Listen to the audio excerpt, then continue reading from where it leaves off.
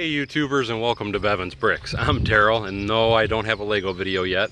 I do want to make a few quick announcements though. I did receive 2 packages. I finally had a chance to go to check my P.O. box, and I do have 2 more convention center mocks. One of them is from Michigan, and I know he's been desperately waiting for me to get it because we thought it was lost in the mail, and I'm pretty excited to open it because he actually sent me a picture of it via email already, which I'm going to be emailing him after I make this video as well.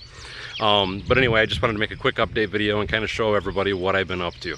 I have been contemplating starting a second channel in the interim, because I don't think anybody or everybody would want to see all the home improvement, gardening, and stuff like that I've been doing, but I have been staying rather busy. As a matter of fact, I'm going to show you right here.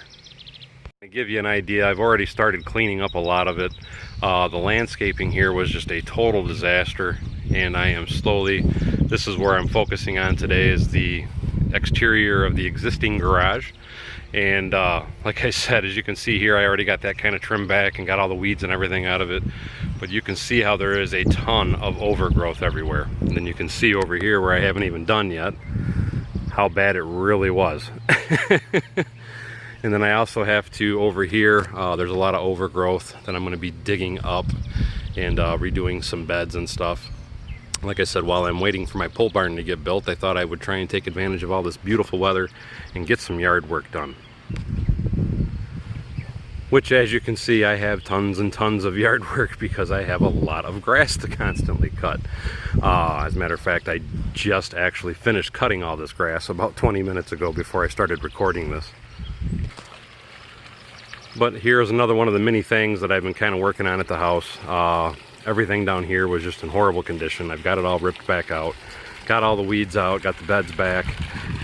This was a reflection pond, and what I did is I did some hillbilly ingenuity and made my own little fountain that you can see there. I took an old pool filter to make that fountain. And I actually have a lot of different heads and stuff that I've been doing and building to make different size sprays.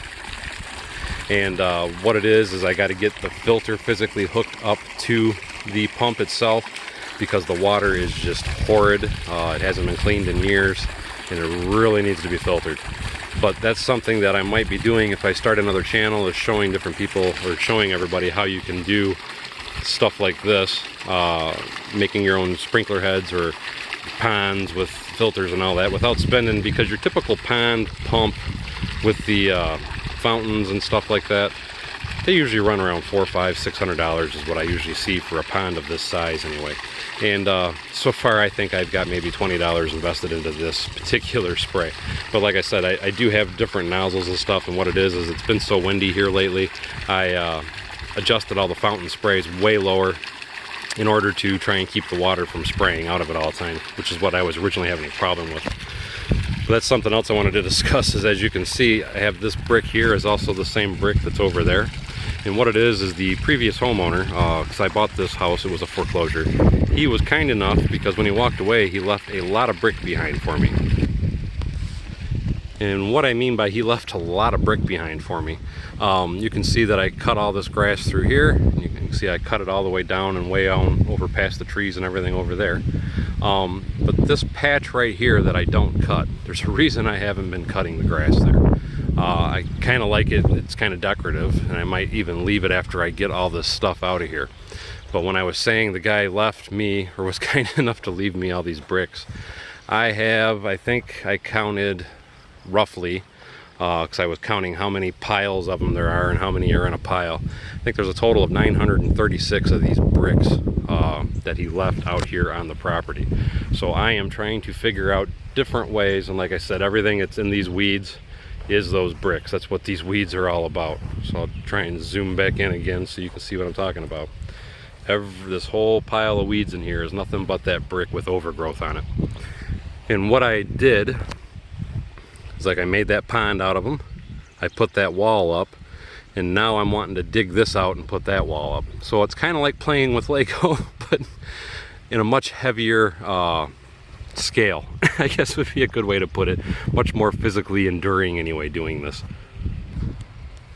Something else I've done, and I'm sorry if the wind noise is bad, is a little breezy out today. I don't even know if you can tell, but I own the big tree line all the way down. It's way back there somewhere. And what I've been doing is making trails for the kids to play with. It's a real rarity, I know, but my kids actually do enjoy the outdoors. And something that's really nice about it, because I have all this natural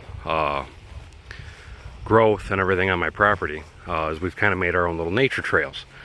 And what I really love about these trails is all the color you see out here with the different plants, and really it's just a bunch of overgrown weeds, but as you can see by looking out there, you can see tons and tons of flowers. And I get to see the wildlife on a regular basis. And I can't get him in view. Well, it's a hawk is what I was trying to show you. But he kept flying away too quick. But what's kind of neat about all this, let's go this way down the trail.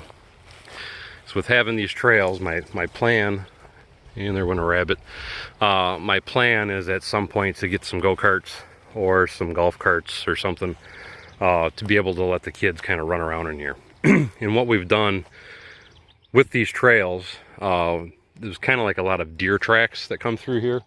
As a matter of fact, I mean, I didn't cut them all down, but you can see like through here is kind of a deer path. Then over here you can kind of see another deer path. But I cut all the main deer paths down and followed them along. And I need to get some salt licks and put some apples out. But they've really been running quite a bit through here, and it's really nice. The problem is every time I see the deer, I never get a chance to capture them on film because they're generally quicker than I am. Something also that's really cool about back here, and I'm trying to see if I can find some, is there's a lot of wild blackberries. Oh, and right here, there's a lot of mulberries too. For those of you that don't know what a mulberry is, it's basically a blackberry. They're a little bit sweeter, and they grow on a tree. And there's a ton of these mulberry trees back here, so we plan on making possibly some jam or jelly here soon, as you can see, because they are just everywhere. But not only do we have a ton of mulberry trees back here, there's also a lot of blackberries. So again, I can make jams and jellies and stuff with that as well. As a matter of fact, if you look here to my left as I'm walking, there's a lot of this. It's a vine that has that purple flower on it, but entwined with that is actually blackberry vines. And as you can see right here, here is one of the blackberry vines. But anyway, as you can see, like I said, there is a ton of space back here, and it's part of what makes me love this property so much. It's just so spacious, so peaceful. It's funny though, being out in the country, how much sound travels. So I'll be sitting on the deck sometimes and I'll hear a lawnmower, and it sounds like it's somebody cutting your grass, but I mean, it could be a mile down the road. And the same thing with cars. I mean, they can be out on the main road coming at you, or driving down or away from you, but you can still hear the cars. So it's kind of a unique experience. And the really cool thing is at night, looking up at the sky, you can really see a lot of stars. But again, as you can see, like I said, we have our own nature trails, and it is a lot of fun having this. It's fun keeping it cut back, because a lot of times when you come out here, and I was kind of hoping we would spot something while I was out here, a lot of times I see turkeys and deer. I've seen fox out here, see a lot of rabbits. This place is like a breeding ground for rabbits. But again, as you can see, it goes way back that way. But I keep hearing stuff, but I'm not ever catching anything on film. Usually every time I see something, I don't have my camera with me, so I will keep trying though at some point to get some footage of some of the wildlife around here. Here's another one of the crossroads of the trails. Like I said, we have a ton of trails back here. In the fall, when all this stuff falls down, it'll be easier to see, and I can kind of point out to show you what all we have going on back here. But trying not to make the video too long too, so I keep cutting back and in and out to stop, so that way it's not dragging out too far. But you can see, like I said, a lot of this we cut a couple weeks ago. Some of it's growing back. I need to come back out here and cut it again, but this is some of the stuff that I have been up to. Again, I just wanted to point out all the wild mulberries that are all over the place out here. Cut through a little bit, and I think I need to open that path up a little more. But I really, I think I might have took some footage of that. Might have to include that in another video. It was about 2 weeks ago when we first cut all this down. It's funny, it was full of a lot of yellow flowers. Now, the yellow flowers have all died and we got all these white and purple flowers that are popping up. So it's really kind of neat to be able to walk through here and see all the different colorful natural plants and stuff that grow out through here. And this trail is another trail that takes me back to the main portion of the property, which is where the kids' swing set and stuff is at, which I need to clean up as well. But you'll see as I pop out here, right there's the swing set. But anyway, like I said, I just wanted to really quickly make a video, let everybody know kind of what I'm up to, kind of show everybody what I've been doing. And like I said, I am still here. I am going to be making Lego videos as soon as I can.